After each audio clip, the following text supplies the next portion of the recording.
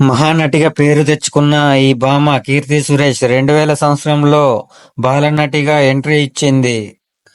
తర్వాత 2013లో విడుదలైన మలయాళ cinema గీతాంజలితో heroine గా పరిచయం అయ్యారు కీర్తి సురేష్ గారు. మహానటి సినిమాతో ఎంతో మంది ప్రశంసలు కూడా పొందింది.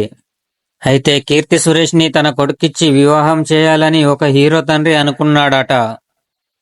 ఆ హీరో మరెవరో కాదు, విశాల్. విశాల్ హీరోగా, కీర్తి సురేష్ హీరోయిన్ గా వీరిద్దరి కాంబినేషన్ లో పందెం కోడి 2 సినిమా తెరకెక్కింది.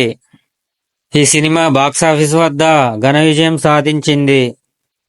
అయితే ఈ సినిమా షూటింగ్ టైంలో కీర్తి సురేష్ ని చూసిన విశాల్ తండ్రి గారు కీర్తి సురేష్ తో తన కొడుకు పెళ్లి జరిగితే బాగుంటుందని భావించారట. ఈ విషయాన్ని దర్శకుడు లింగుస్వామికి చెప్పడంతో అతను కీర్తి సురేష్ గారింటికెళ్లి ఈ విషయం తెలపడం జరిగిందట. అప్పటికే తను ప్రియుడు యాంటోనీని ప్రేమిస్తున్నానని, పెళ్లి కూడా తననే చేసుకుంటానని చెప్పడంతో దర్శకుడు లింగుస్వామి నిరాశతో వెనుదిరిగాడట. అయితే కీర్తి సురేష్ గారు చెప్పినట్టుగానే తన ప్రియుణ్ణి యాంటోనీ ప్రేమించి ప్రేమ వివాహం చేసుకుంది.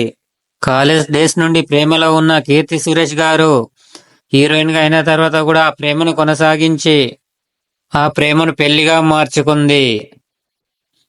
మన వీడియో నచ్చితే తప్పకుండా లైక్ చేయండి, అలాగే ఛానల్ ని సబ్స్క్రైబ్ చేయండి.